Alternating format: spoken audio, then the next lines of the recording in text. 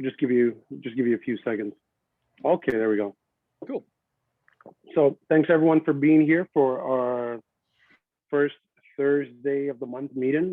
So this is going to be an ongoing training that's going to be it's going to be around helping you guys be more productive, do more sales, engage your clients better, follow up better, and just be able to increase your results. So Paul and I actually met online. We met on LinkedIn about almost 2 years ago now. Yeah, wow, time flies. Look at that. Yeah, time does, man. And we've worked on some other projects, marketing wise. Paul also has a media company that he runs in BC, but he has a team running in BC. He's currently in Toronto. We connected on LinkedIn. I reached out to him initially about his media company, but then learned about what he also does on the mortgage side. And I thought it would be very cool to incorporate those two elements together, not only financing, but also be able to, make your online presence look really, really cool. So part of my online presence, this is the man that's responsible for it. But I also wanted him to, come here today to share a little bit about mortgages, and especially now with how the market is, it's very important to be as educated as possible. That way you're not wasting as much time with your clients and you're getting more stuff through the door, you're qualifying people faster, and you're making sure they're pre-qualified before you go out hunting for deals and so forth. Paul, the other thing that I really appreciate about him, and just in the last couple of years of working together, is he's not afraid of going out there, getting dirty, getting his hands dirty. He's a sales guy. I'm a sales guy as well. We both wear that very, very proudly. We hold each other accountable as well, with KPIs that he makes sure that I'm currently doing, whether it be a certain amount of calls, certain amount of reaches that I'm doing to, to my prospects. So that synergy that we've created over the last little while of our own little mastermind team has been very valuable for me. And I thought it would be very cool to incorporate him into what we're doing here at Dreammaker, and for him to share his experiences, give you guys more knowledge, more power to help you guys go out there, execute better, know what kind of financial products are available, whether you're looking for your service and first-time home buyers, you're looking to refinance, you're looking for move-up buyers. He will be able to kind of go through everything and give you guys a tremendous amount of value. And then at the end of it, I'll come back and I'll talk about how to sell pre-construction in this crazy times that we're in, and things that everybody needs to be doing. So if you can stick around after Paul's done, and if you need to go, you have things and obligations you have to take care of, that's fine as well. So without further ado, Paul, I'll give it right up to you. Awesome. Thanks for the intro, Mike. It's been really cool working with you. And you're right. Everything started from a LinkedIn reach out. And I think it's going to tie in some of the things we talk about today. There can be some really great connections made by just getting out there. So would you like me to share my screen, or do you want to share my Prezzo on your side of things? Either or works. No, share your screen, please. I'm going to stop. Okay, cool. All right, who do we have on today? Got Ryan, Chris, Jordan. We got a nice intimate crowd, so I'm excited to get to know you guys. You may have noticed a new Instagram follower, a couple of you, by the way. So look forward to connecting. Okay, let me just share my screen really quick. Yeah, I got a dual screen thing going on here, so I got to figure out how to get onto the screen. Give me a sec.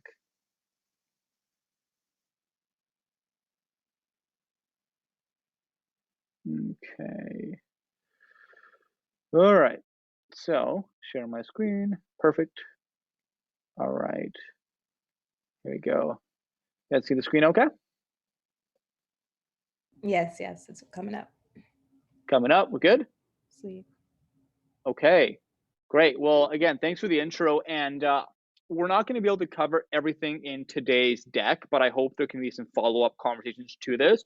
The point really is to create some spark to help you sell more and sell faster, because we're actually at a really pivotal part in the market where you have a lot of different forces, both good and could be perceived as bad, to create urgency and educate buyers to make a move if in fact it is their time to do so. So yeah, pretty excited to sort of walk you through that. I guess really quick. Firstly, I always like to start things with a bit of a story. And this is actually us on Dragons Den, part of my team. It's about a half decade ago. And this was when we went and we pitched an app that actually didn't exist yet. Didn't exist. Wasn't launched. It was in the ideation stage. And luckily, if you guys remember Kevin O'Leary or Mr. Wonderful, he had left the show about a week before we went on, which I was just like, woo, because he would have torn us apart. He seriously would have. I mean, and most people thought we were going to get laughed off stage. So we went on, and our whole strategy was, since we don't have a product, like nothing that they can see is tangible, we need them to buy into our vision of why they should give us their money and make a big purchasing decision, right? And really, at the time, we started as a restaurant marketing company. So we had this app, and we sold a vision of how people make decisions, not just off of what the star ratings are or going on Yelp. They went off what their emotions were, their mood, what they were doing with other people. It's kind of like, Spotify meets Yelp. And again, this didn't exist at all, right? And we didn't have a lot of money or an app to show. So we had to really sell a vision. And it was all through education, educating them on the market and the opportunity.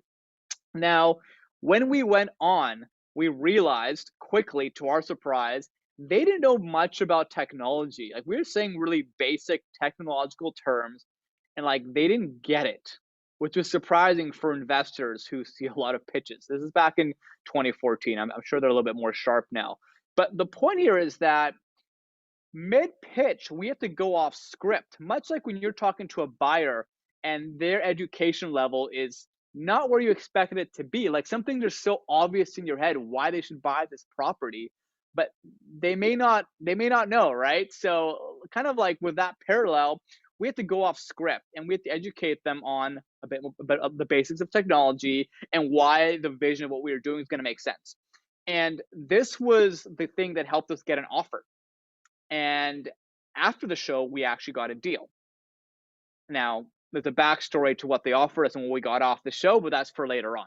Now, the light bulb moment for us and what I hope to convey to you today is that if you want to convince people to make big spending decisions, you got to sell through the power of education so they can make their own decisions. There's no convincing here. They're going to convince themselves, but if they convince themselves through emotional decision making, which is something that really irks me because it makes zero sense, right? It really doesn't. It's about the numbers and about getting educated. So that's just a bit of a story on, again, a bit of my roots on how I pitch for money through education, whether it's of course, my clients to make a decision, perhaps our shared clients, and or for an investor like a lender or a dragon to give me money. It's all about the sort of process. So that's just a bit of the flavor for today. You obviously heard the bio, but what I want to focus on here, just give you a bit of just things to keep in mind on what makes us different. I think it's really important differentiation, right? Especially you as a realtor. There's so many realtors. There's 50,000 in Toronto. How do you stand out? A bit of our background is that we're not the typical mortgage brokers, right? We actually got into this industry because, as Mike mentioned, we've got a marketing and media business, both in Vancouver, now in Toronto, actually. We're at the Queen and Bathurst office. And we started working with mortgage brokers, realtors, and started to realize that they could find ways to sell to their clients through education. But what we realized is that a lot of them, and I'm sure you found this too, there's some mortgage brokers, right, who aren't the best at educating your clients and communicating to you on where the deal's at. Who's had that happen? Maybe a raise of hands or, just kind of acknowledgement on the chat. It's kind of obvious. And it was surprising how this was a gap. I thought it would be a basic thing that was just done, right? And then also, as I talked about, clients make a lot of bad emotional decisions that can be rationalized of running the numbers, having education on the market and proper storytelling, right? So that's been our genesis. And again, I want you to be able to educate and help clients be more profitable in how they make decisions. And it's not just about getting a rate. That's top of the iceberg. A low rate is top of the iceberg. It's more about saving with cash flows long term and being poised to invest by working with a lender who's going to lend you money, not just for this property, but the next 2 or 3 properties, right? That's what the people overlook. They look at the rates, but they don't think about the bigger picture on opportunity costs. You can have a $500,000 home with the best rate in the world and then be limited to getting 2 more investment properties, which if you add up the money, it makes 0 sense if you want to be profitable. So those are all things that I hope to, of course, dive into. So yeah, again, that's just a bit of like the mindset of where we're at. And for the agenda, the first 2 points I'm going to go through. I want to get a bit of a vote, anywhere from points 3 to 6, right? These in the quotations you have like what people usually ask me or like a question you might have. I'm curious whether it's 3, 4, 5, and 6. Which of these, if we have time, do you want me to cover? So maybe you can type into the chat if you like. You know, which one you prefer. Just pick a number, 3, 4, 5, 6. You can of course speak up too if you want.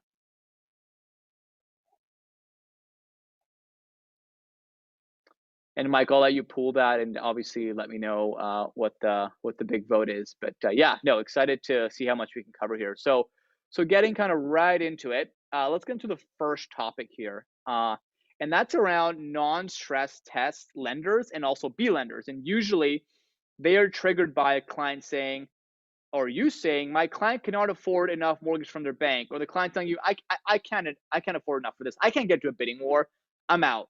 I'm just going to wait for the market to change, right? Which we all know the market goes up and down upwards, right? So waiting isn't good. Now, most people assume that the bank is the be all end all. But as many people on the call may know, there are non-bank, what are called monoline lenders. They're just mortgage lenders who don't have retail locations. You might have heard of MCAP, First National, Home Trust. And there's a bunch of credit unions as well that, again, like either don't have retail locations or aren't a bank. And they have a lot of stigmas that I want to sort of demystify in a little bit here. And also, when you look at the numbers, these are lenders that are going to help you sell much bigger properties and be able to sell to a client why these lenders ain't that bad. Even though the rate may not be under 2%, they make a lot of sense in a lot of ways, especially if the client's goal is to save on cash flow. So, quick story. Here's some clients I helped recently, and these guys have enough money. They actually qualified with a bank, right? A prime best rate lender, but they actually chose an alternative lender. And the rate was about like a percentage higher. Can anyone think about who in the right mind who can get a rate below 2% would get a rate at I think they got a 2.80 rate. It's not bad for a B lender. Why would they do that? Well, the biggest thing is debt. As some of you may know, there's a stress test, which is being changed June 1st. Now it's stricter. Basically, they put an artificial buffer that makes clients afford less. That's the simplest way to put it. And all the affordability is based off their debt and their income. There's a special ratio, right? And banks are the strictest with this. And federally, they're regulated to be really strict with it, right? So in this case, this guy had a lot of debt, ton of debt. And he also had a lot of money invested in Tesla stocks, right? Which, I mean, 6 months ago, we're doing especially well. So he's like, well, wait a sec. They want me to pay off more debts, which means I have to liquidate Tesla stocks, get taxed, and then lose on the upside of Tesla stocks continuing to increase. If I talk to this client today, it'd probably be him and his Dogecoin. He would not want to liquidate his Dogecoin yet, arguably speaking, for the crypto nerds out there, right?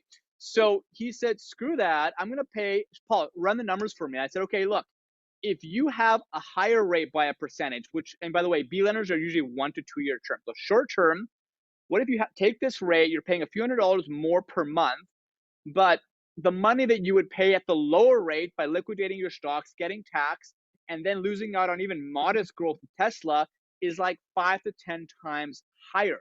So his opportunity cost was 10 times higher than just going for a higher rate. And he paid a 1% lender fee and a broker fee, and it still made sense. This is an extreme example, but if you run the numbers, ladies and gentlemen, like, alternative lenders can make a ton of sense because you can hold on to more debt and not liquidate other investments. So if you have any entrepreneur clients, they will love you. If you can even trigger this in their mind, it makes so much sense, right? Not to mention, if you don't have the best credit score, a lot of lenders can get over that on the B side. So this is like an extreme example I wanted just to highlight. And like, why are alternative lenders more important than ever? So 3 key factors and things you can talk to clients about. There was a stress test change. Who knows about the June 1st stress test change? I'm feeling some nods, although I can't see most of you. So June 1st, the benchmark is changing. So I mean, high level, as you see in the title here on my blog post, your buyers will lose 5% buyer power starting June 1st. So literally, if there's a home your client is looking to get that's worth $1 million right now, on June the 2nd, they will be pre-approved now for a $955,000 property. So they lose $45,000 overnight of buyer power. How do they make that up? Well, they got to pay off debts. They got to put in more down payment. They got to go with a B lender. This is something for you to add urgency for people that are on the fence, but have gotten pre-approved or about to get pre-approved. Like, this is seriously something that can add the right amount of urgency. Secondly, COVID has created a lot of entrepreneurs. Maybe some of you guys have your side hustles. You're all entrepreneurs, of course, because we all run our own businesses, right? So because of the surge of entrepreneurs, more alternative lenders are creating more abundant programs that are friendly to entrepreneurs. As you may know, entrepreneurs need a 2-year average to count their income. If you just started it within 6 months ago, some B lenders will only need to look at your last 6 months of bank statements, which is a huge upside to having to wait 2 years to buy a property. So COVID has helped lenders be more entrepreneur friendly, and the surging home prices, right? Alternative lenders help you afford more. There's a higher ceiling. So if you feel like you're losing in a bidding war, or just your clients are like, I don't know if I can afford that, B lenders can help you do that, especially in this market. So they're so important. So a B lender and alternative lender, by the way, obviously used synonymously. We're not talking about private lenders. Those private lenders are interest only, rates starting at 7%. Those work in some situations. But here we're talking about B lenders. You pay principal and interest, and sometimes the rates are as close as they are to the bank. Like, I'm seeing the lowest B lender rate are at 2.5. I'm seeing some banks now at 2.3 fixed rates. Like, nothing of a delta. The difference is nothing. Here's actually like a really interesting example with one B lender in Ontario, especially. And look, the rate is 3.79. So like, I can see your client being like, I don't know, that seems pretty high. I don't know if I want to do it. Well, let's say we can break down a 3.79 into a story and what it does. So 3 key elements of this B lender. So they actually don't stress test. Usually it's credit unions that stress test. These guys don't, and that's huge. 40-year amortization. Remember, most amortization is, of course, the length of the mortgage loan, not the term, right? The total lifespan. Usually it's 25 years. To extend it 40 years, 15 more years, the same mortgage, by the way, gets stretched. So what happens when your same mortgage gets stretched? The monthly payments go down. But by how much? Let's run some math. So those are some highlights, of course, you guys can read on. So here's an example. Let's say you have a client. They're gonna get an $800,000 home. Well, that's how much they can afford. They want to go to $1 million. They got 20% down payment. They can get a 1.85 variable rate, let's say with a bank, which is okay these days. I'm seeing the rates as low as 1.3. Again, that we'll save that for the end on the current rate update. Their monthly payment would be $2,300. Okay. Let's say they go with this B lender where they pay a higher rate.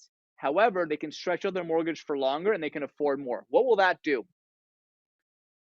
Look at that. Literally a 2% difference in rate, and they're paying $265 less. Probably less than you thought. If you show this as a client, you're like, whoa, 2% rate difference, it's going to be a fortune. Just over $200. Why? Because you stretch out the amortization. And now the most important thing here, beyond, of course, conserving cash flow, is the affordability went up $200,000, at least $200,000. So here's an example of how the cash flow can stay almost the exact same as the prime rate lender, but now you can afford so much more, and therefore the appreciation of the property, the rental income they can claim is going to be higher. So once you run a bit of math here, who cares about the rate? It's your cash flow. That's what really matters. So that's just an example on just B lenders that are becoming super competitive, especially for investor clients. And just to summarize, who uses the most? Self-employed people who, again, have not worked 2 years, or they don't claim a lot of taxes. So therefore, their claimed income doesn't allow them to afford a lot with a traditional bank. As we talked about, people who want to afford more. And if they've been through a bankruptcy or consumer proposal, a little bit different, right? There's a lot of ways that they can, of course, get around that. And again, the misconceptions we all address right now. So I'll take a pause. Are there any questions in the chat, Mike? Or if people want to speak up, go for it. I know I covered a lot on that. That could be a whole presentation. Maybe it's what we'll focus on today, actually. But thoughts, questions on that? Yeah, guys, if you have any questions, please just drop it in the chat, and I can get it started. I've actually never heard of a 40-year amortization. Is that normal for B lenders? No, super new. From what I know, it's just this lender that does it. There may be one over out there. There's 35 years, but 40 is a brand new program, which is insane. Like it is such a timely thing to release right now. Wow. Okay. All right. Thank you. You bet. Side note, I see that remaining time is 8 minutes. I guess, I don't know if you're on the pro version. If there's a way to renew that, then we won't get kicked out of the meeting. But otherwise, we can just jump back on. Tasha, that'll be for you. I'm upgrading it right now. Okay. No worries. Okay, Thanks, cool, Paul. cool. Yeah, no, you bet. I've had happen to me way too many times. That's why, I'm pretty prone to it. Okay, so there's more stuff on B lenders. I'm just gonna skip through these examples, but again, later on, happy to show you how they all work. Yeah, lots on self-employed stuff. Okay, all right.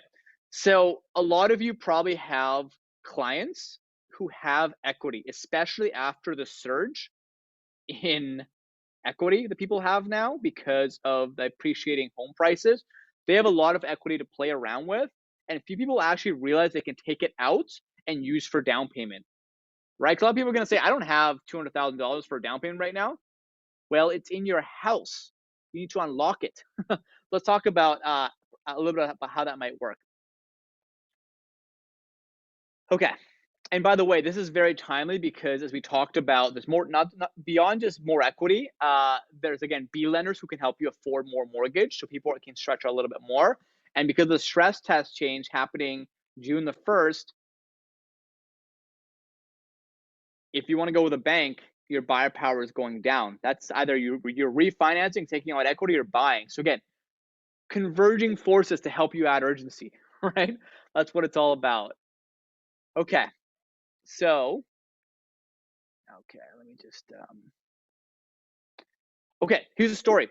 An email that I got about 3 months ago. Lisa says to me, Paul, we want to refinance because we're paying a criminal 3.5 fixed rate, which in today's market is criminal.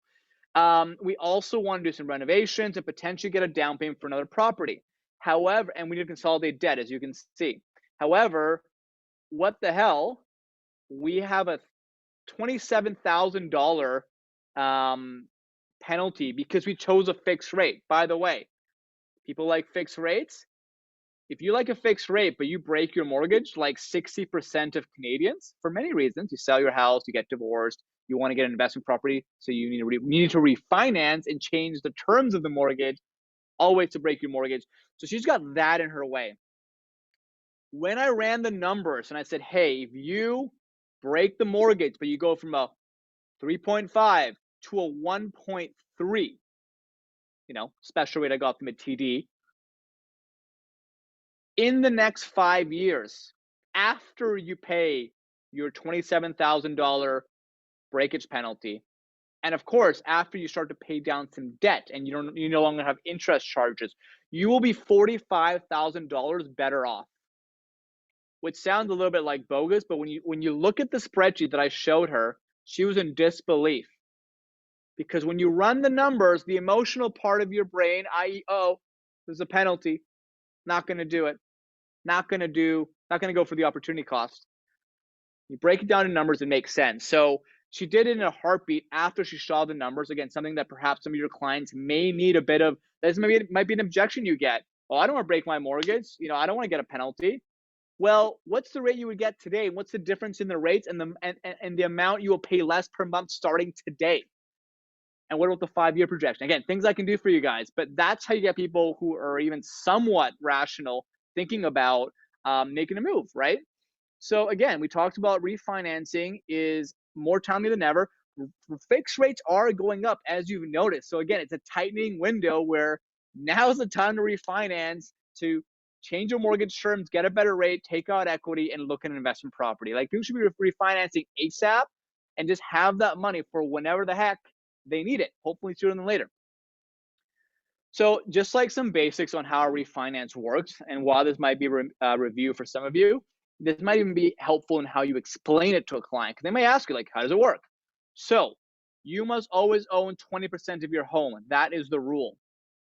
Okay, so anyone who bought a house and has under 20% down payment, they cannot refinance. But let's say clients who've been in the market for a while, and they started with 20% down payment, they paid off their mortgage the last 10 years, and they've grown in equity. They've got tons to play with, right? So, quick trivia question: your client has a $1 million home. They own 50% of it. How much equity can they take out? What is their ceiling based off of the rule of 20%? Who wants to take a stab and put in the chat? Mike, you can orate, or else, Mike, you're gonna have to answer. What's the max they can take out?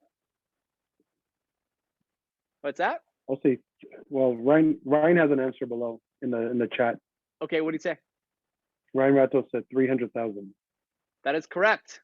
Nice, right? So they have $500,000 equity. They can only take out to the $800,000 ceiling because they need 20,000, i.e., 20% left. Yeah, exactly, right? So that's the basic math of how to walk people through. Just like when it happens, by the way, there's usually an appraisal, of course, to make sure the property is valued where it's valued, and there's some legal fees. $1,500, small price to pay for a huge gain you can get, right? Timeline-wise, especially if it's backed up a little bit, it can take 3 to 4 weeks. It can be faster, but it can take a little bit of time. So just budget for that. And remember, they need to be able to qualify, right?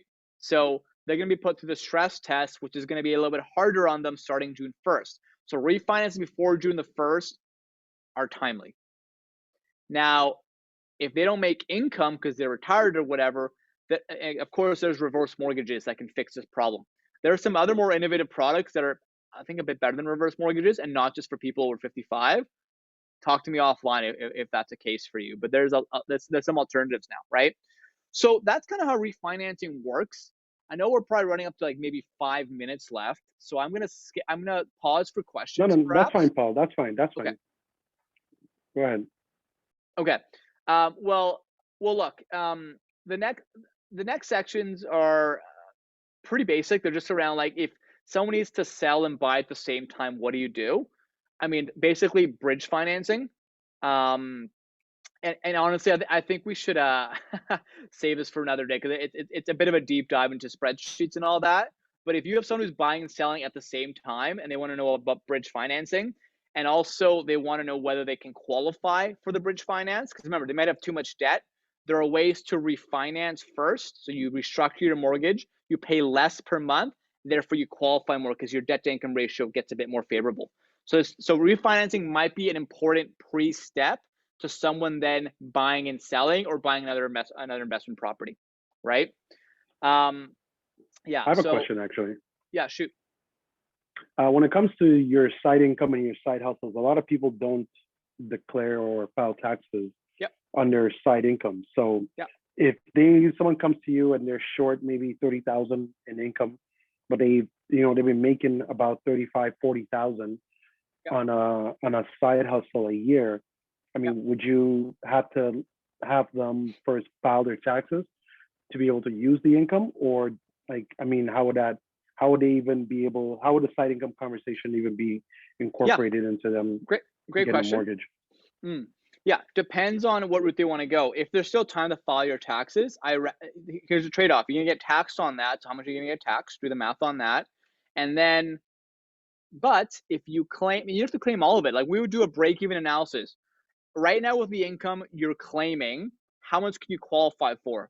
Quick rule of thumb, their income times a multiple of 5 is how much mortgage they'll get.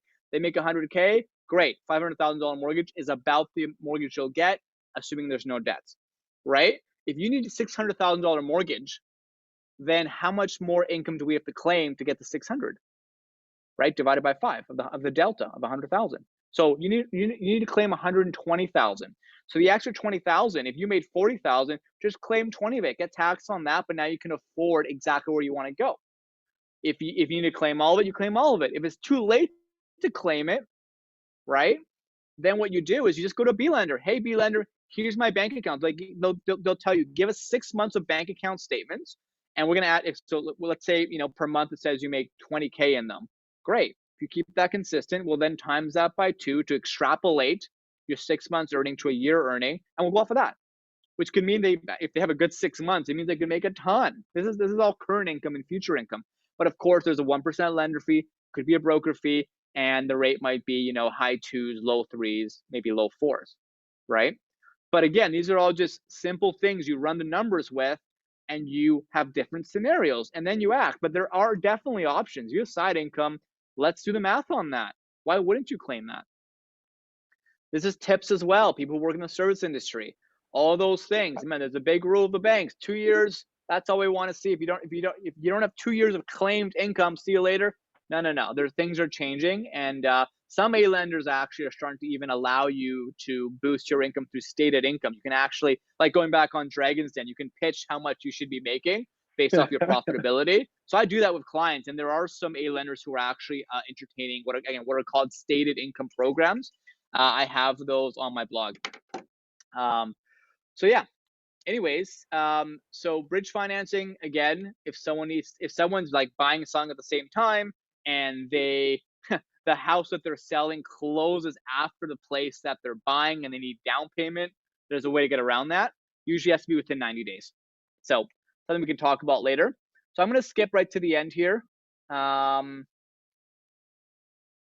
And I know Mike wanted me to cover first-time homebuyer programs, right? And it's timely as well because as of this month, there's a change to one of the existing ones, which we'll talk about in the next slide. But yeah, I mean, look, in Ontario, really for your clients who ask you about like land transfer tax rebates, I mean, pretty pathetic that 368 is the ceiling to get the full thing back. Like it's a joke, right? Like what?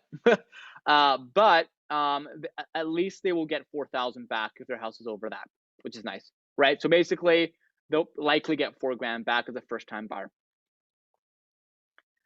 Now, the home buyers plan is another great one. This is a federal program, by the way, and actually, the cool thing is that just so you guys know, a first-time home buyer provincially, most programs are provincial.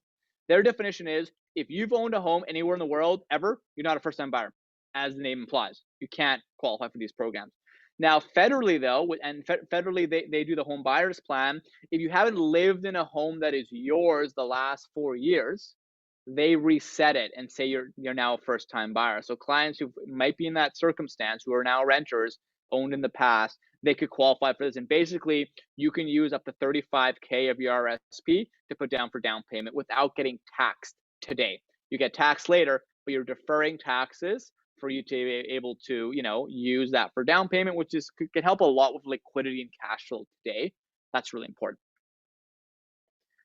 And then we've got an HST rebate, which basically, you're basically getting 24K back, right? If you read kind of the fine details of how it works, this is a great one. So yeah, pass it by me if you like. This isn't just for first-time buyers, by the way. This is for anyone buying a pre-sale. As I'm sure a lot of you who sell those are aware, this is something around the HST rebate, which is great. So the first-time homebuyer incentive program, this you may have heard about. They kind of launched it in 2019 September, and it didn't take off because, again, the ceiling was a house could be no more than $520,000, and the idea is that they will match your down payment up to 10%. So I have got 5% down on a $500,000 property. That's 25K down that I have, but I can only afford 450 mortgage. So 450 mortgage plus my down payment is 475. I'm 25K short. What do I do? I can't extend the amortization period because I don't have over 20%. Can't go to 30 or 40. So they'll match my 5%. So I put in 25K, they put in 25K, and now the 450 mortgage plus the 2 down payments equals 500,000. Now, what's the catch? Well, they own equity in your property. And like any entrepreneur, like when you go on Dragon's Den, they offer you a lowball BS offer, which we got, of course, offered, right? It's something you want to turn down because as you appreciate, as you gain value in your company, they monetize off your upside. So you sell your house in 10 years, 20 years, worth double, they're getting 50K back, not 25, which fair enough. I guess they're investors. So they're investors. They're not really doing it from the goodness of their heart. They're investing in you, right? So, but again, it might be worth it for some people. What they did actually as of May the 3rd, like literally 3 days ago, is that now the ceiling is 722,000, not 500. So if a first-time buyer is buying a place up to 720, and assuming their income makes sense, because also the house and the mortgage total and their subsidy cannot be more than 4.5 times your income. So if they don't make a lot of income, then their ceiling is a lot less than 720. Again, this will take you a bit of time to process how this works. It took me some time, but anyways, I can go through this with you later on. But for what you should remember right now, first-time buyer, don't have enough mortgage to afford a house up to 720. Maybe this is a program I can connect them with Paul to talk about. Right? That's mainly it. And by the way, if it's a pre-sale, they can put in 10% down payment. That's a big detail, right? 10%. So same example before, right? $600,000 home. I put down 60K as my down payment. I get another 60K from the government. So there's more for pre-sales. Yeah, I mean, just to conclude, like ways to, all of this here goes back to what I talked about on slide 1. If you add knowledge, you give someone knowledge that adds urgency and helps them go from an emotional decision-making mindset to a rational one as well, a lot can happen. And again, it's all about timing. The number one question on Dragon's Den, they're like, why should we invest in you right now? Any investor's like, why now? Why is now the best time to do it? And same as your clients. They're like, oh, I'll do it later. I got a lot of stuff going on, right? A lot of stuff going on during lockdown. Yeah, right. Now of course there's some unfortunate circumstances which you don't know, but like most people have time. So point is that they're adding excuses to just defer because it's scary to face. But if you give them urgency and knowledge so they understand it, that changes the game. And that's really what I'm hoping. I gave you some ideas around. We talked about rising interest rates from record lows. So rates are still low, but they're going up. So act now.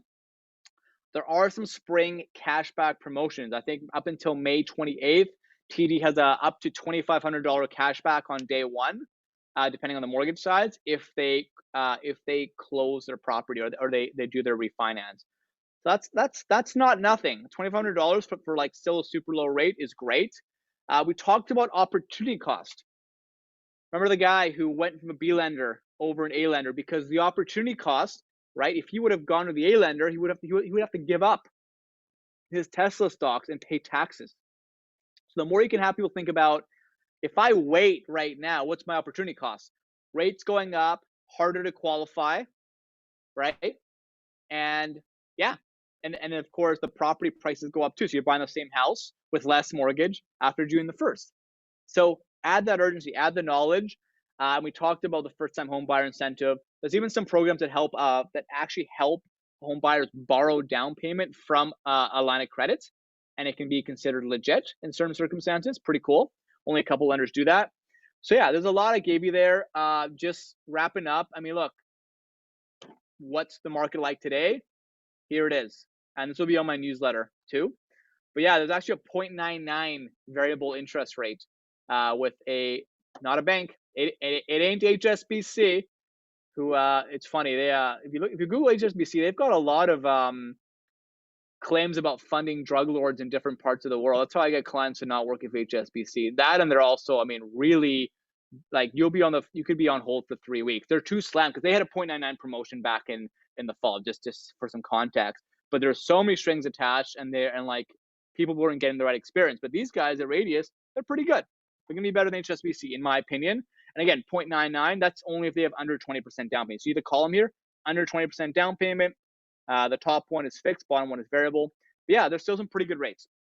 So these are, of course, a handful of the lenders we work with. We work with 50 plus lenders all the way from BC to Toronto. So I have an office in both areas, licensed in both provinces, and I have team members in all over Canada. So really the sky's the limit. And I want to finish off with a Will Smith quote. And this is like what I try to tell clients is like, look, your fear to make a move, to look at the numbers and to think about opportunity costs, it kills your ability to see beauty. And that is getting a brand new home, a new lifestyle, a level up moment, right? A new cash flow asset working for you. But it's just fear. And it's up to us to bring the fear down, motivate them, and help them look at something rationally with numbers and actually understanding how things work. So yeah, that's it. We went a little bit over time, but if there's time for questions, we'd love to connect now, or of course we can do it offline. Just hit me up on the different social networks or shoot me an email. Of course, Mike's got my deets, so I can also send part of this deck as a follow-up for you guys. So just let me know, Mike. But yeah, hopefully that was somewhat useful, and thanks to everyone for the questions. And maybe you want to take a time, Mike, to look in the chat, see if there's any pending questions there. And yeah, I'm all yours for as long as you need here. Anybody have any questions? I think we went through the ones. I fired them away as I got them. Cool. But if anybody else wants to, anything that they want to discuss with Paul now, or you want to connect with Paul offline, social media, or his phone number is right there. He's very responsive. We talk regularly as well. And I know some people are maybe a little bit more shy, or maybe they'll think about it as they come off this call at the moment as well.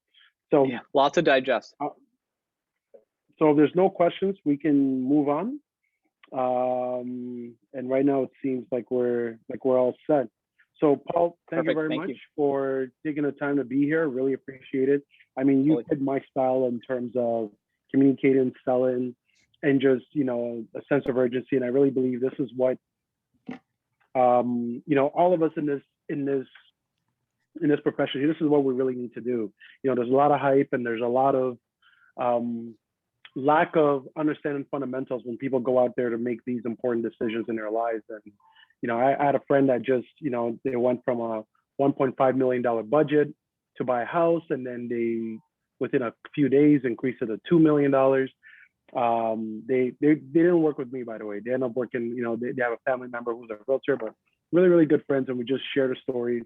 So I ended up buying a $2 million house for whatever reason. And I feel, there's not enough people educating individuals in this space. And yes, interest rates are low today. And yes, you can afford, a little bit more than what you were able to afford, 12 months ago. But that doesn't necessarily mean that that's the best decision for you and your lifestyle and your family. So thank you for that. I will definitely reconnect with you guys. I'll reconnect with you, Paul. And guys, if you guys need to connect with Paul, reach out to him. I'm going to now Thanks, everyone. Take a few minutes. Thanks, Paul. Appreciate it. If you want to stick around, Paul, you're more than welcome to. Yeah, I'll hang out for the market updates. Thanks so much. I'll just mute myself and perfect. Okay. All right. Sounds good. So I'm going to take about a few minutes just to kind of go through what I've been seeing and noticing just from the pre-construction space and the pre-construction sales.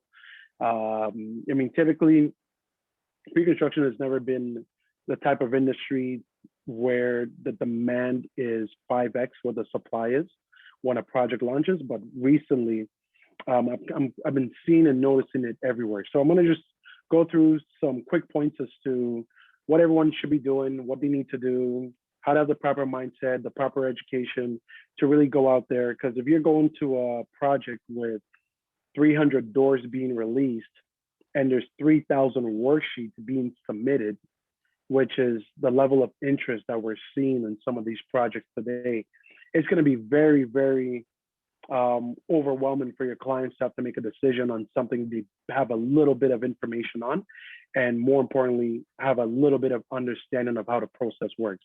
So it's very important for us to get more equipped here, not only with the lending side of it, but also understanding the product and the difference of the product, and why I believe this is the best route to still go for a lot of people in the market.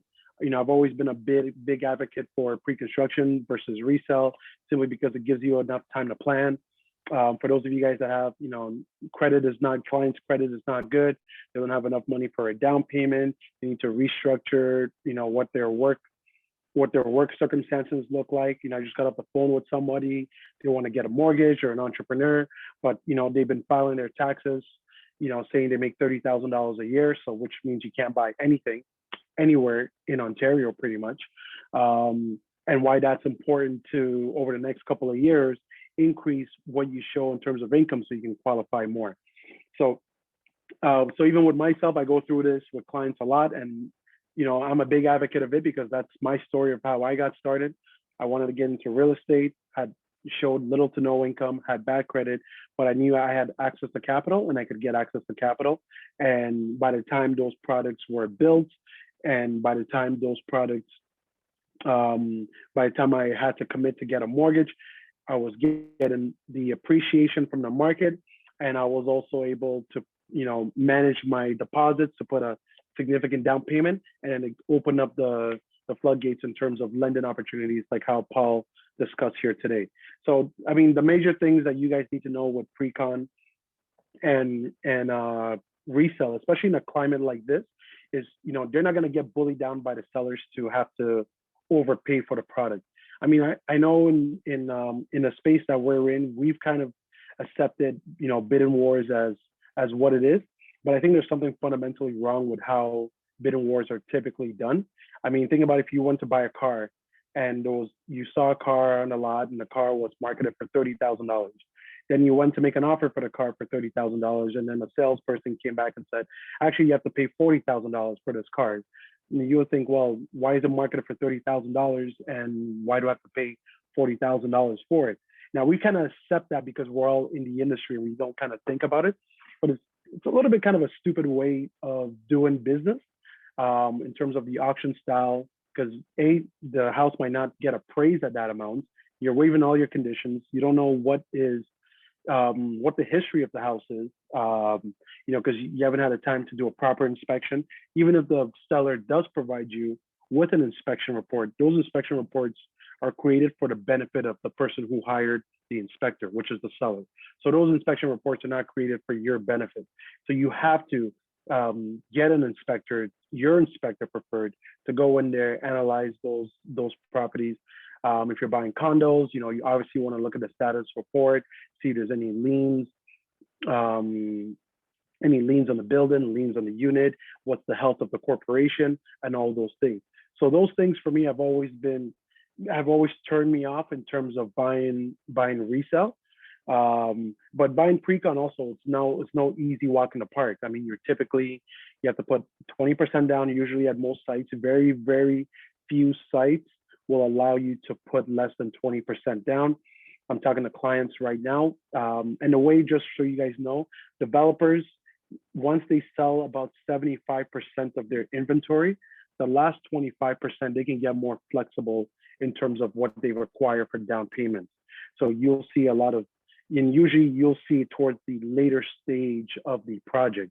A builder will launch today and they'll say you need to put 20% down. 3 years later, they'll say you can buy the same thing at $100,000 more, but only have to put 5 to 10% down because they've already maximized their profits on the first 75%. So you can get a little bit more creative with the financing on the last 25% of inventory. So those are some of the things that we need to get better with education. And I will do a Precon presentation sometime in the next couple of months. I know next month, I believe we're still in the talks, but I think we're going to have Tridel and Tridel's team set up by Jason and Sunny. Tridel's team is going to come and they're going to speak to us about, you know, reintroduction of Tridel, which I've always been a big fan of Tridel. And you'll find that people that buy Precon, you know, Tridel has their following and their cult. And there's people that it doesn't matter what the Tridel price tag is, they want Tridel. They're innovative. They're so far ahead in terms of their level of service, professionalism, and so forth. I'm a big fan and advocate of theirs. And our first, I think, major projects that we blew through were actually tried out at the, I believe, 700 Humblewood, which is right by Woodbine Station. So I will do a Precon versus resell presentation just to kind of give you guys a lot more, because there's a lot to digest over that. But just know that for this time being, why Precon will make sense for your customers is, or for your clients, is because they have the customization, they have the carry-on warranty, which protects them if the protects their deposit, if the developer goes bankrupt, or if the project is delayed. Their capital is still insured. They get a brand new unit, and they get to pick it, free of any type of damages or structural issues or anything that could go wrong. On the next topic of the next slide, the other thing you need to know about working with pre-construction is you definitely need to, especially with the way the market is today, is you have to work with platinum agents, and we have platinum agents in Dreammaker that you can partner up with to get you into certain projects. And sometimes we have to go outside of Dreammaker as well to partner up with other platinum agents. So in the past, we've had to partner up with brokerages that, just to get the type of access that we need, and it costs us. So if you guys are familiar with Empire Communities has their own in-house sales team, which is called TFN. Tridel has their own in-house sales team, which is also ran by Tridel. And there's a lot of builders that build enough products per year that just decide, we're going to create our own in-house sales group. And that's essentially the platinum group. And you have to go through those individuals to buy. And typically, I know for TFN, it typically will cost you either 0.5% or 1%. I know in organizations like Berkshire, when they launch pre-construction to their sales groups, the pre-construction platinum agents typically charge 1%. At Dreammaker, we charge typically 0.5%. If a platinum agent is giving us access to any sales groups that we need to get access to, especially when there's 1,500 worksheets being submitted, 2,000 worksheets being submitted, such as Grand Central Mimico last month, and even the Grand Central Mimico South Tower that launched a couple of days ago.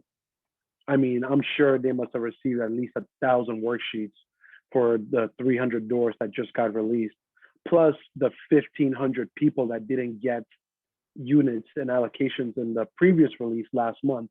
I mean, you're potentially looking at 2,500 worksheets being submitted for one project on one site.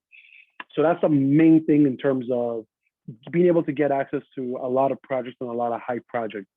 The other thing that we want to do is we want to make sure that we're not overselling one site and one project. Again, because there's such a limited amount of inventory and such a limited amount of doors, you don't want to get your clients completely sold on, let's say, Mimico on the go, or not Mimico on the go, Grand Central Mimico, or House of Assembly, or Prime Condos, or Brightwater Condos, or whatever else that you're selling out there. You want to make sure that they understand the fundamentals around why they're buying what they're buying, that this place or this product or this opportunity, there's great amenities surrounding it. Because you're working with this platinum group or that platinum group, you have way better terms that you're going to be getting access to than a regular agent will be getting, or than the regular public will be getting. So you want to build and educate them as to what's going on around multiple areas. There's master plan communities being built in the West End and Mississauga around Port Credit. There's master plan communities being built around Lawrence Heights, around Yorkdale. There's master plan communities being built around Mimico, for example. So if you don't get into Mimico per se, there's other master plan communities that have the same fundamentals that can still help you grow and help your client's portfolio grow that have high rentability, that have great public access, great public amenities, and great internal amenities as well. So these are all things that we need to get a lot better at in terms of educating clients. Because if I have, so right now I have about 12 worksheets, but I already know that I'm only getting allocated about 2 to 3 doors per site max. So if I tell all my 10 clients that, hey, this is where we're gonna go, and I only get 3 allocations and I oversold that one site, they're not gonna want to participate on anything else. So understanding that, and most of the times when I've bought real estate, and most of my clients we buy real estate, we've always lost out on our first and primary choice. So when we went into Weston Road and Shepherd, that was not our first choice. We wanted to go into Minto Long Branch phase 2, but the prices were too high, and the terms were also horrible. So we found another site, but we were able to educate the clients and we're able to move them to the other side without really pulling teeth. When we bought into backyard condos, I think we did about 30 sales in that in phase 2 alone, and then we did another 25 sales in phase 3. But backyard condos was not our first choice. We wanted to buy across from the Kingsway, but there was so much demand, the terms were not favorable, and we ended up leaving. So we have countless amounts of stories of selling the fundamentals, selling pre-construction, understanding why pre-construction works. I just posted an article on my IG about pre-sell condos outperforming resale condos in terms of investments over the last 5 years or over the last amount of time that this data has been tracked. That's something really appealing that you want to be able to know and be able to share with your clients. And usually working with platinum agents, they understand why Precon really works. Usually most platinum agents, like myself, I focus 80% of my efforts in Precon, just because it's a space that for me just makes a lot more sense, and you make a whole lot more money with less headaches. And you have 4 to 5 years to really plan out. The hard part is just slow to pay. It's very, very slow to pay. So on this team, I typically recommend don't make more than 20% of your portfolio pre-construction clients, because it's going to take you a while to make money. Once you build a pipeline up, you can decide if you want to move forward in that direction or not. Selling fundamentals, not just a project site. I think I already discussed that. Next slide, please, Tasha. Thanks, Tasha. Yeah, Tasha's so great. So glad to have her on board. What else should you know? Be flexible with the models. So in terms of now what's happening is, once we get the 3 allocations that we want, or the 5 allocations that we want at a project, or whatever, the 10 allocations that we want, some clients are very particular. It has to be a south facing, on the water. It has to be on the 13th floor, because 13 is my lucky number. I want to make sure that I can smell the bakery across the street, and I need it to be accessible in case a fire truck comes. I need to make sure that fire truck has access to my level, so I don't want to be higher than the 7th floor. Whatever those particular reasons are, it's probably a good time to tell them that pre-construction or in that particular site, it's not going to work for them. Pre-construction today is really a take it as you get kind of thing, because over the last 5 to 10 years, clients, developers, lenders, agents have realized no matter what you've bought, by the time it's built, it's usually appreciated 10 to 20 to 30 to 50% per year. And the rent, and your clients don't care, or the people that, if they're investors, the people that will be living there, they don't care what floor they're on. So you don't have to pay the floor premiums. Some floor premiums at backyard condos, when we bought there, the floor premium was $10,000 per floor. What that means is if you went from the 2nd floor to the 6th floor for the same model, you paid an extra $60,000. Sorry, you paid an extra $40,000. Renters do not care whether they're on the 2nd floor or the 4th floor or the 20th floor. Your rent is typically going to swing a difference of $25 to max $100. So you need to be flexible with the models and be able to educate your clients why they should be flexible with the model. Another thing that's very popular over the last little while is, yes, you can make a lot of money buying a lot of inventory or go into a site, buying 3, 5, 10, 20 doors, which we've had clients do in the past in one shot.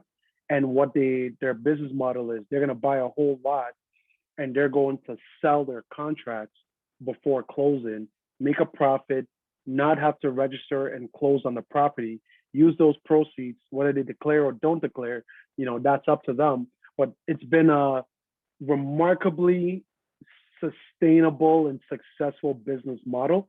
And most people that I've spoken to, that even in the worst case scenario that I've seen, they still end up, by the time the products are built, they still end up making 50% of their capital. So if they invested 100,000 in this, the worst case scenario that I've seen in assignment sales is they make $50,000 after they pay commissions and fees and everything else. So selling assignments has become a very popular thing for agents to do, to say, oh, don't worry, just if you're not going to be able to get a mortgage and close on it, we can just assign it. Yes, you can just assign it if there's an assignment clause in there.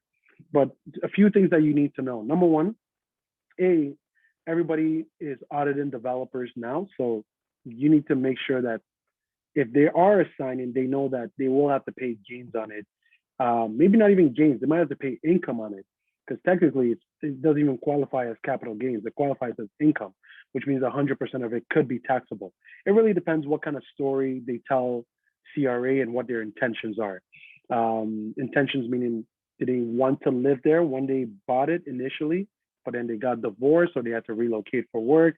Those are the kinds of intentions that will allow this to be favorable as capital gains versus just straight up income.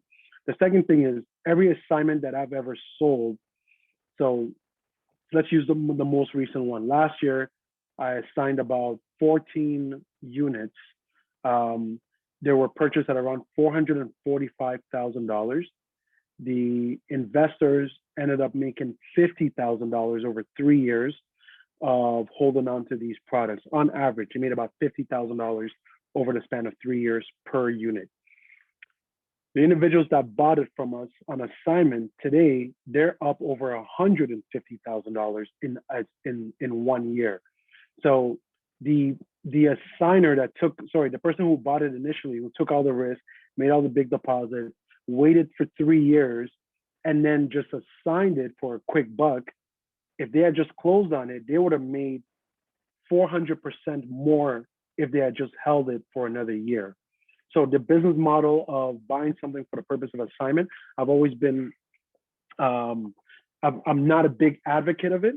And I don't believe, that should not be what we use to sell and get clients to buy pre-construction. The value is to really understand that the assignment is there, because in 4 years, 5 years, nobody can predict what can happen, but we have an exit strategy in place for you in case you need to execute it. Should you buy assignment models? Absolutely, you should buy assignment models. You'll make way more money buying assignment models, I believe, than buying resale or even buying Precon if you don't want to wait. So buying assignments is a great way to make money right away, especially if you don't want to wait the 4 to 5 years. That's the big selling point of why people buy assignments, is they want something brand new, but they don't want to wait 4 to 5 years. Now, the structure of assignment sales are very, very complex and very complicated because you're dealing with three parties. You're dealing with the assignor who's selling it, the assignee who's buying it, and the developer's lawyer who needs to approve it. And they have conditions as to when they'll approve it and how they'll approve it. And there's a lot of stuff that you need to submit. It's not very, very complicated, but it can be, because sometimes the banks might not want to fund the profit. So the bank will say, well, I'm happy that you're buying this assignment. The original contract was purchased at this amount. We'll only finance the original amount. You're going to have to come out of pocket for the profit and finance the profit yourself. So if that profit is $200,000, well, you have to come up with $200,000 profit plus your 20% down payment. So it's a very, very cash intense. And that's why you typically don't get a lot of people doing assignments. Now, you can also be a first-time home buyer with a minimum 5% down buying assignments, but usually most sellers of assignments don't like those structures because it's just too risky for them. And if they're going to sell something and leave so much money on the table for you, they want to get all their profit up front today. I definitely do, unless I'm instructed by my seller that they're okay, or they have a lot and they need to just get rid of them. So we'll work with first-time home buyers to buy assignments, but typically we don't work with first-time home buyers. We only work with investors that have deep pockets because we're leaving a lot of money on the table and we want a lot of money up front. Hope that answers your question, Ryan. If there's any other questions, you guys can also chime in on the chat, or we can talk about it offline as well. Is the zoning approved and permit ready? I mean, these are all things that you want to make sure you know and understand on top of other list of questions. But this is the number one thing before you even start selling. You want to make sure that, you know, they're zoning approved, because you don't want to be in a project that is going to take them another 3 years to get zoning approval, another 3 years to get site plan approval, and then another 3 years to build. It ends up being a 10-year project. And I've been in 10-year projects and they're not fun. So, and that's simply because of not doing the due diligence in the beginning. So if you guys have questions, I believe now, because I've been looking at a lot of contracts for new construction, the first 3 pages actually tell you. Now I think the government has changed the rules and they've made developers put in the first 3 pages, you know, all the things you need to know about this site. So say the developer will tell you, no, we do not have zoning. We're planning on getting zoning by this time, and we're planning on starting construction on this time, which is a great thing that that they have in place now. But that's a major thing that you should pay attention to in your first 3 pages as well. And sometimes you can just go by the site and you can see if there's a hole on the ground. Then yes, of course they've had zoning, because you know they've already started digging. Not always the case, but 99% of the time. Next point, please. What else should you know? Most important thing now, in a hot market, what also ends up happening is developers say to themselves, well, I don't need the sales agent. I'm spending this millions of dollars on marketing. I've built a sales center. Those cute little model homes that you guys see, or those structures in the sales centers, those can cost $100,000 to $500,000 just to build those stupid little stick things. I actually remember a project selling out and then going to drop off checks and those little model things being delivered. So the project sold out and the developer still had, I guess they had already pre-ordered the little scale models. And while we were dropping the checks, now the scale models were being delivered. So if I'm on that finance team for that developer, I'm saying to them, well, why do we need to pay agents that represent buyers? So you need to be able to answer that question for yourselves and for your clients, because the clients usually reach out to me and say, Mike, you know, well, there's an agent there, you know, do I need you to come with me? Well, yes, because that agent represents the developers. They don't represent you. So they're there to make sure the site sells. And that's why they might not tell you, if you don't know, if the place is zoning approved. They might not tell you that, hey, you know what, you should have an assignment clause in there. You know, they might not tell you that it's important to have a right to lease before closing, because when you get your keys during occupancy, you can be in occupancy for 12 months paying rent to the developer that doesn't go to a mortgage. So you want a right to lease during occupancy, because that way you can rent it out to somebody else and you're doing it legally. The developer's aware of it, and it's also helping you with the carrying costs until a mortgage kicks in. So yes, you definitely want to work with a site. Now, are your clients sometimes going to pick sites that the developer does not co-op and pay commissions? For sure. And you have to make that decision whether it's worth servicing that client or not. I was out in Prince Edward County to service a client in November of last year that I knew the developer was not cooperating. But I also knew that, you know what, at the price that they're getting this, I can at least walk them through what they need to do. I'm going to educate them on what the developer needs to put in. So I made a 2-hour drive to Prince Edward County. I helped them structure their deal. And I also know that by the time that thing is built, it's going to be up at least $300,000. When they decide to sell that, maybe in 10 years, I know who they're calling. The agent that drove to Prince Edward County to work for free.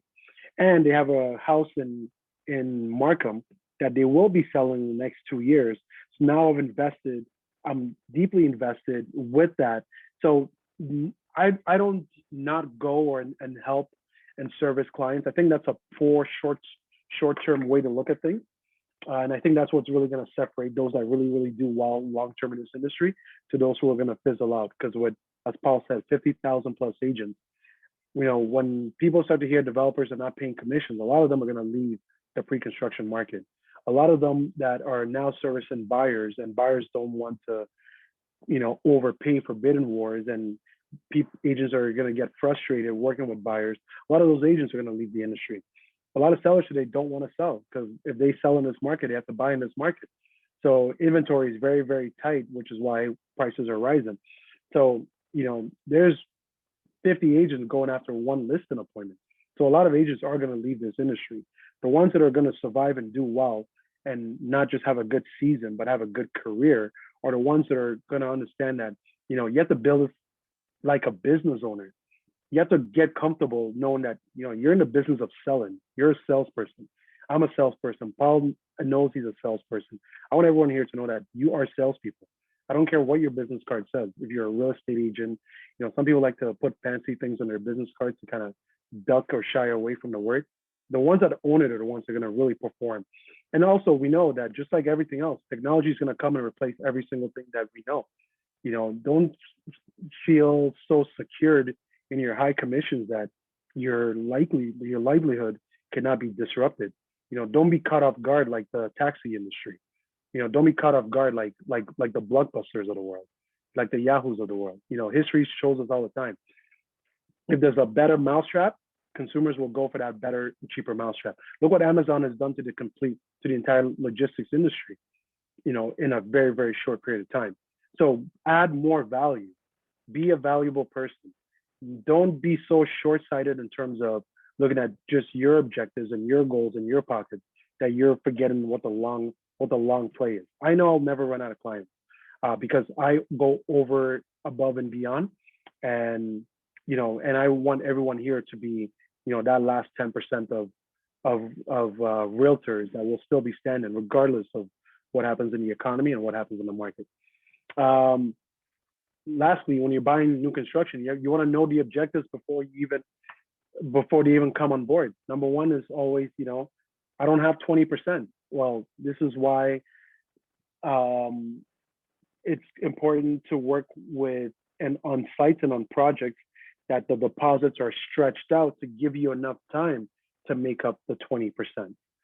I've never bought pre-construction. I don't know what needs to go into it. And there'll be a training, like I mentioned, that we'll have to give you guys more tools, more information, more resources to be able, because there's too much to go into right now as to what all those objectives are. But also knowing the objectives and knowing the opportunities, weighing the two and stress testing the two and see what makes the most sense. So if my objective is to buy a house, because I'm tired of paying rent. Well, that's a stupid reason to buy a house, because rent is, I pay rent. A lot of the highest earners, that are within Dreammaker, they also pay rent. So knowing what the long-term objection is very, very important, and not just saying, well, I'm tired of paying my landlord's mortgage, and that's a reason for me to buy a house. That alone is not a good enough reason to buy a house. So knowing all those objections, and we'll go through those objections, and if there's other things that you guys want me to highlight or to speak on, like, we can definitely go through that, and I'll be able to expand on that at a later time. But knowing the objections is a very, very important thing, and knowing how to navigate it. Who do you know? So the last meeting that we had, we spoke a lot about sales and prospecting and knowing how to build your list, knowing how to, we talked about talking to decision makers, so people that have a budget, people that have the authority, people that have a timeline that makes sense and an urgency that makes sense.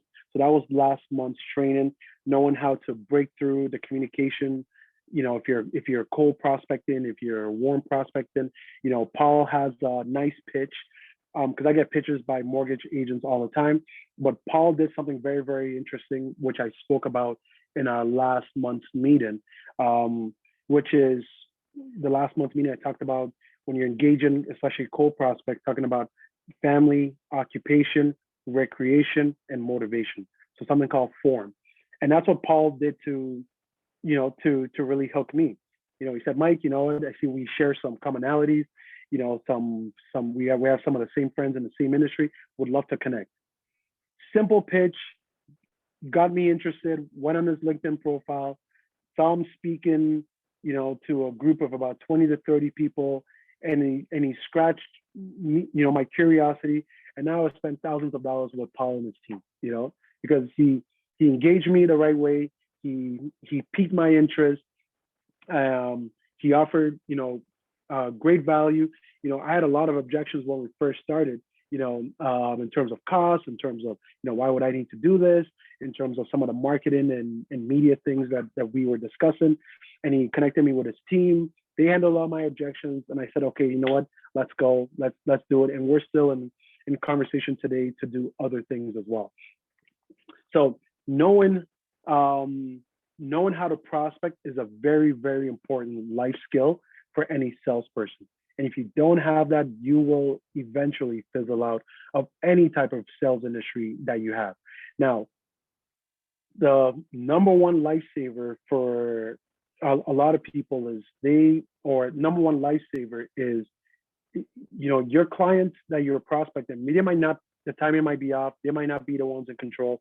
They might not have a budget, but they might know someone that is capable, willing, and your job is to also, if they're not it, you need to find out who they know that might be interested in buying this project at Mimico and has 20% down and is and understands pre-construction and is well capitalized. And they're ready to go, and they've been looking for you, because you're looking for those people that have been looking for you. You're not, yes, you want to groom and educate individuals as well, but you want to put them in another pipeline of education, and asking them, are you ready? They're not ready. Education. Are you ready? Urgency, timeline, not ready. But you don't want to spend 80% of your time with those individuals. You want to spend your time with individuals that are ready right now, qualified right now, ready to go right now, ready to spend money right now with you. And a lot of times when I sell and I pitch pre-construction, a lot of my sales come from not just the individuals that I'm prospecting, but I'm always letting them know, hey, this is a great opportunity to be in Mimico and in Whitby. Who else do you know that is capable right now and would like to do something like this? And you can build a little team of consultants. I typically don't do this, but if you are able to find me a qualified person, there's something we can work together offline that I'll be able to compensate you, through a gift or something, to make this worth your while as well. So who do you know? That's you never ever leave, and you don't have to ask it in that way. You can find a way that's natural to who you are, your personality, and who you're talking to ask them for referrals. You can be very direct, or you can be indirect as well. But never leave a stone unturned. And just a quick story. I have a client that I sold in 1 year 3 new constructions to. And then right after the third one, him and his wife looked at me and said, Mike, please do not call us for the next 5 years about anything new construction again. We're tapped out, we're tired. Some of these, we might have to assign. All the closings are on different schedules. So some are closing this year, some will close in 2 years, some will close in 4 years. So we have a lot of time to play with different things to make it work. And I'm a big fan of alternative lenders. So I'm glad Paul, spoke about that, because alternative lenders has been my lifeline over the last 10 years of buying properties. But so he said, after buying the third one, him and his wife said, Mike, we're done. Do not call us again. The next week, I received special terms from a developer because, as I mentioned, once a developer sells at least 75%, the last 25%, they can get really flexible with the terms. So I received special terms, and guess what I did? Called them again. And I said, hey, I know you said not to bother you, but I just got this unbelievable terms, and this is not for you. But who do you know that will want to take advantage of products like the ones you've bought with way better terms than the one that I got for you? And he said, send me the terms. I emailed him the terms. Before the end of the day, his brother bought one, and then he bought a fourth one, that as well, because the terms were just so good. And he just said, Mike, next time when you call me with these terms first. Don't sell me 3 and then call me. And I said, look, well, this is how it works. The people that are buying at this stage with these terms, they're paying higher prices. But cash on cash, it makes sense. So you're still winning because you bought early and your products have appreciated 50 to 100,000 more than what these individuals are buying for, but their terms are a lot more lucrative. And yes, I do understand that. So don't leave a conversation or a meeting, even if someone who tells you no. No never really means no. Those of you guys that are in relationships, most of you know that, when you ask your partner, your spouse to go out, and they said no, it wasn't really a no. It was, what, let me see who you are. Do I like who you are, your habits, culture, friends, family, and you have to sell that individual and sell your partner as to why you are that person that, they should potentially, date or spend the rest of your life with, right? So no doesn't really mean no, and no doesn't mean you should stop calling them. It simply means that maybe the timing is not. Usually most people, no means not right now. So it means maybe a month from now, 3 months from now, 6 months from now, a year from now. And it's important to have that pipeline of individuals that are ready today, but also important, like what I did going to Prince Edward County, was I'm building my pipeline for 3, 4, 5 years from now. So I'm not out 4 years, 5 years from now, hunting down clients. So who do you know? Never leave any prospecting or any sales opportunity without trying to get a referral and trying to find out who are in people's circles that could potentially be who you're looking for. I believe that's it. I believe that was the last slide. All projects that are on right now. So we'll just quickly go through some that we are working. Now, we're not limited to these. Stanley, this is literally right on Niagara Falls.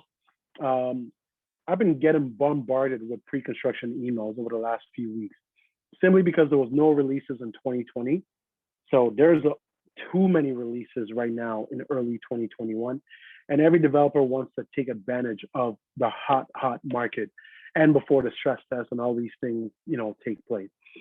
This is right, literally walking distance from Niagara Falls. And the appeal of this is they allow short-term rentals.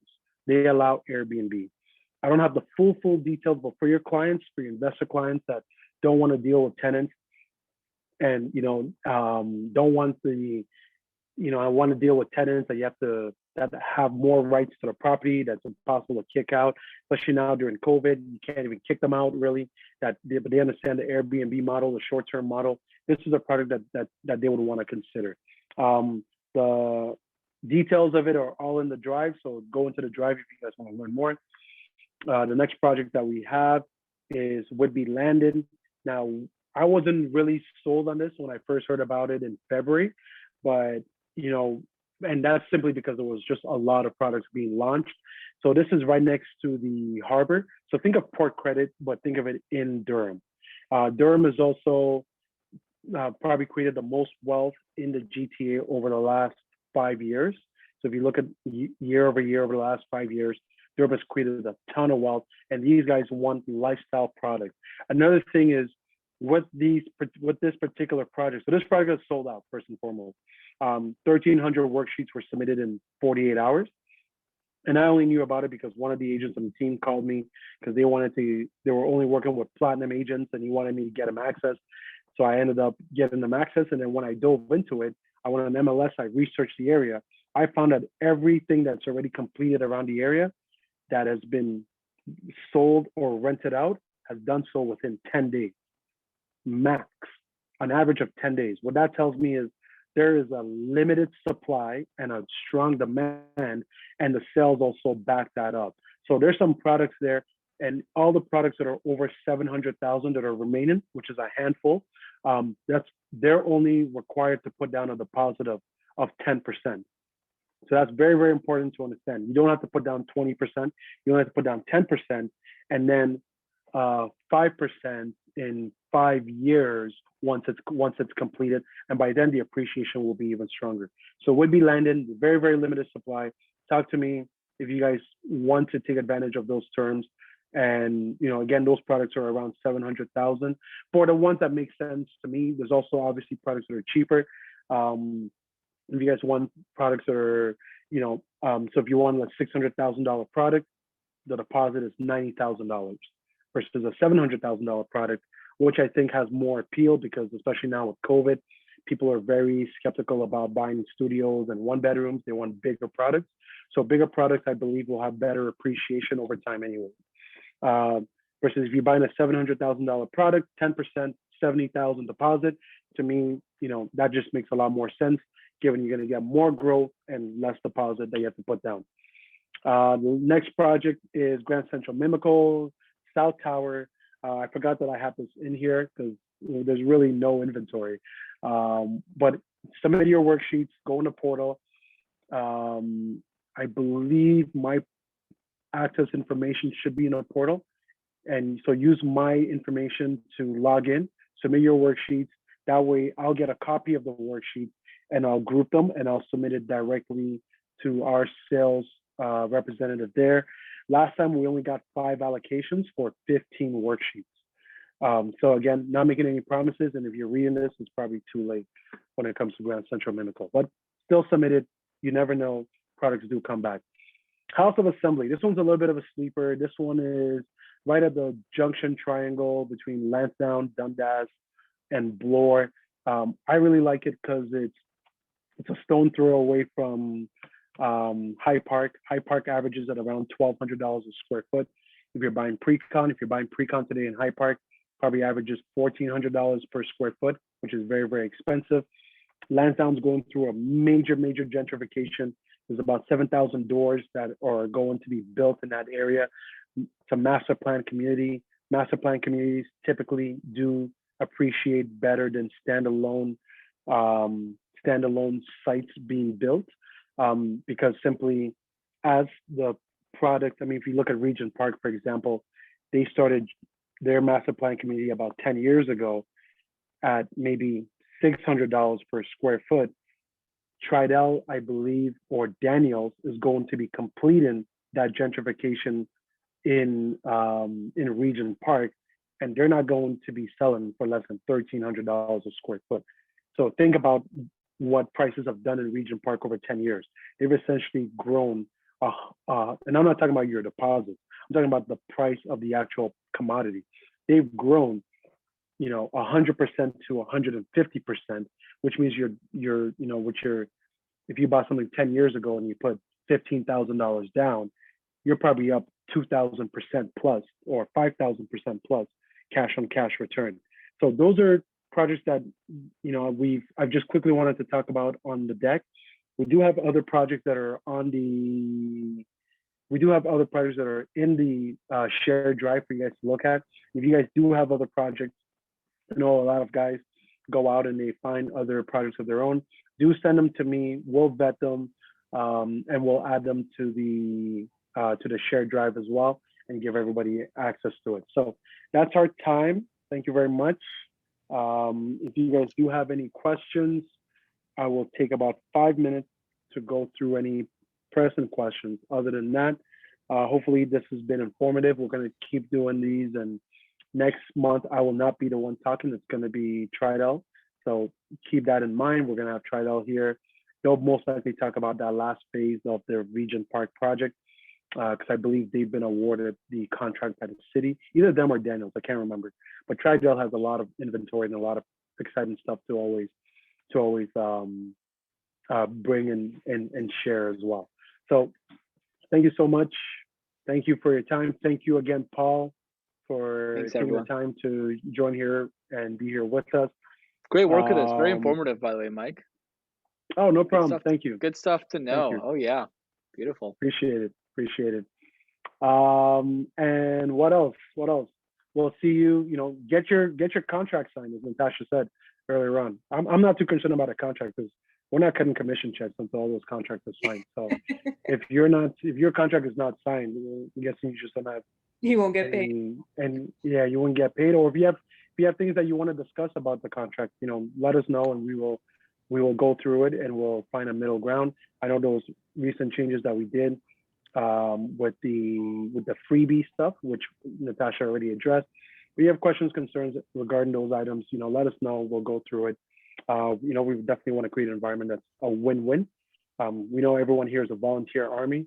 You guys choose to be here and lend your time and your services here in Dreammaker. We really appreciate it. We really appreciate, you know, that you guys are here because you guys believe in what we do, the vision of, you know, running development and building other lines of businesses, being investors, teaching you guys how to be investors first, because no matter what happens in the next 10 years, no one can take away those assets from you. So thank you for being here. Enjoy the rest of your day. We'll see you